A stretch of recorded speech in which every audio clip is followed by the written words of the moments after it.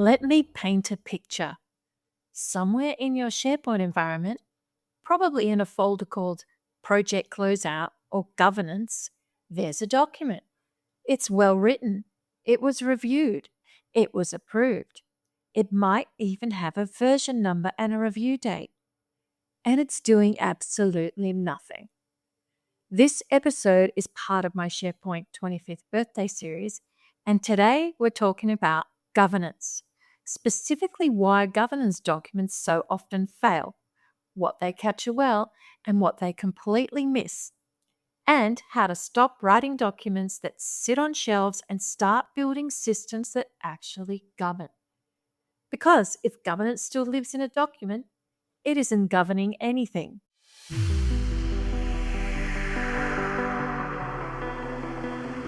I'll be upfront. I've never enjoyed writing governance documents. Not because governance isn't important, but because after more than 2 decades working with SharePoint, from early on-prem environments through the sub-site era and into modern Microsoft 365, I've seen the same pattern repeat. We write governance at the start of a project. We workshop it. We review it. We sign it off. And then we upload it to SharePoint and move on. The document becomes something people can point to, not something that actually shapes behavior. To be fair though, governance documents aren't useless. They're very good at capturing intent, principles, ownership models, retention requirements, and risk considerations. They answer questions like who owns what? What should happen in theory? What are we trying to protect? But none of that tells someone what to do in the moment when they're actually creating a site, uploading a document, or sharing content at speed. Governance documents describe what should happen. They rarely control what actually happens. Governance documents don't capture behavior. They don't stop people creating inconsistent structures. They don't prevent fragile permissions. They don't enforce metadata. They don't guide people toward the right decisions when they're under pressure. Instead, they rely on people stopping mid-task and thinking, what does the policy say about this? That moment almost never happens. And that's not a people problem, it's a design problem. Governance is not a documentation problem. It's a design problem. Governance is a series of decisions about how the system behaves. What users are allowed to create, what defaults are applied, what choices are removed, what structure exists from day one. Every design decision either reinforces good practice or quietly allows chaos to creep in. In a well-designed SharePoint environment, governance doesn't live in a folder of policies. It lives in site templates, library defaults, content types, metadata requirements, permission models, lifecycle and retention rules. You don't tell people how to structure a project site. You give them a template. You don't remind people about retention. You automate it. You don't rely on training to compensate for poor structure. Governance becomes part of how the system works. Now, let me make this really practical. Instead of a 40-page governance document, let's walk through what governance by design actually looks like, end to end, using a marketing site as an example. From the moment a site is created, all the way through to document archiving. Governance doesn't start after a site exists. It starts at creation. In this model, users don't create a blank site. They create and request a site through a simple form or provisioning flow. Then behind the scenes, the site type is predefined as marketing. The template is locked to that purpose. Ownership is assigned automatically. Naming conventions are enforced by the system. No one is deciding structure. No one is guessing, and the system already has made the decisions. That alone replaces several pages of a governance document. When the marketing site is created, it already contains standard document libraries, predefined folder structures where they make sense, default views tailored to how marketing actually works.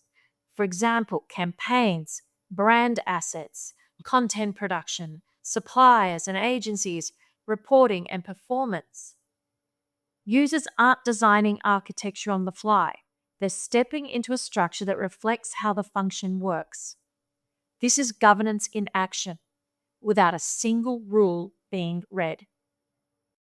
So each library also comes with existing minimal, meaningful metadata within it, such as the document type, a spot for campaign name, the status, draft, in review, approved, etc. Sensitivity labels, usage rights, all in the library already ready to go. Additional critical fields, make them mandatory, make them optional, pre-fill them where possible. This way, users aren't deciding whether metadata applies, they're simply completing what the system requires.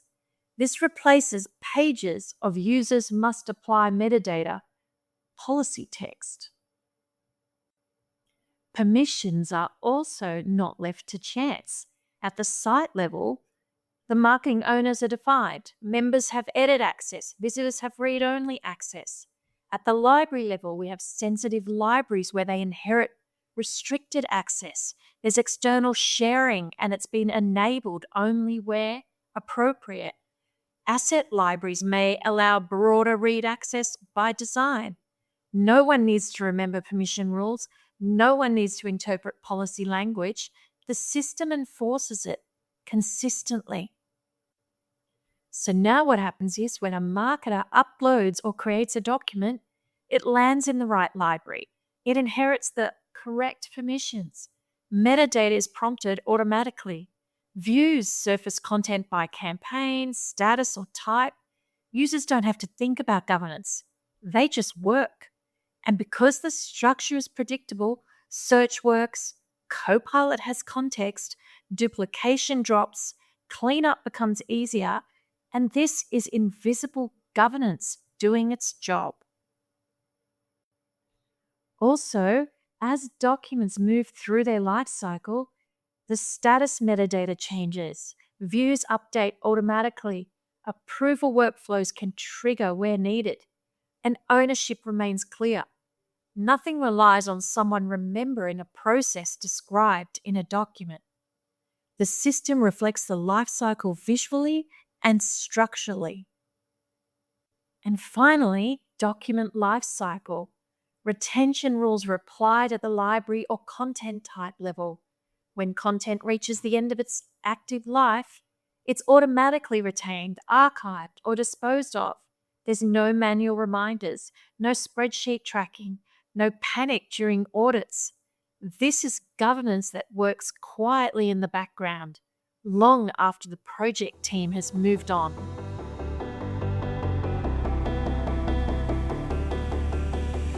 So at this point, you might be thinking, this all sounds great, but how do I actually do this? And this is the key thing to understand. You don't need to buy a huge governance platform to get started, and you don't need to lock yourself into something rigid either. SharePoint already gives you the building blocks, templates, libraries, metadata, defaults, and provisioning patterns. What most organizations are missing isn't tooling, it's a starting design. So that's exactly what the Fix the Mess Studio is built for. It gives you predefined, real-world templates for common functions like marketing, HR, projects, and teams as practical starting points. You still build them in SharePoint. You can tailor them. You can extend them, but you're no longer starting from a blank page or a governance document. The goal isn't to freeze your environment. It's to give you a governed foundation you can evolve. The best governance is almost invisible. When it's working, users are guided toward the right behavior automatically. Mistakes are harder to make. Consistency scales. Support and cleanup become easier. If governance only shows up when something goes wrong, it's reactive. If it quietly prevents problems before they happen, it's doing exactly what it should. This matters even more as organizations move toward AI-enabled work. Microsoft Copilot doesn't read governance documents. It doesn't infer intent.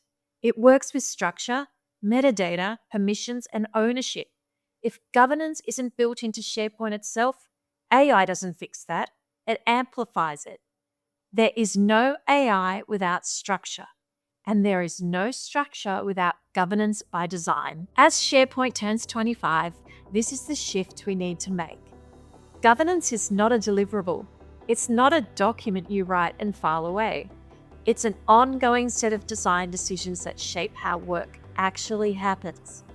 If you want better SharePoint and better AI outcomes, the answer isn't more governance paperwork. It's better system design. In the next episode of the SharePoint 25th birthday series, I'll be tackling one of the most debated topics of all: folders and metadata, where they actually fit, how they work together, and why my approach is probably not what you think. And if this episode resonates, this is exactly what the new Fix the Mess series is built around: replacing policy-driven governance with practical design-led systems that work in the real world. You'll find links to the Fix the Mess courses and the related blog posts in the show notes. Thanks for listening, and I'll see you in the next episode.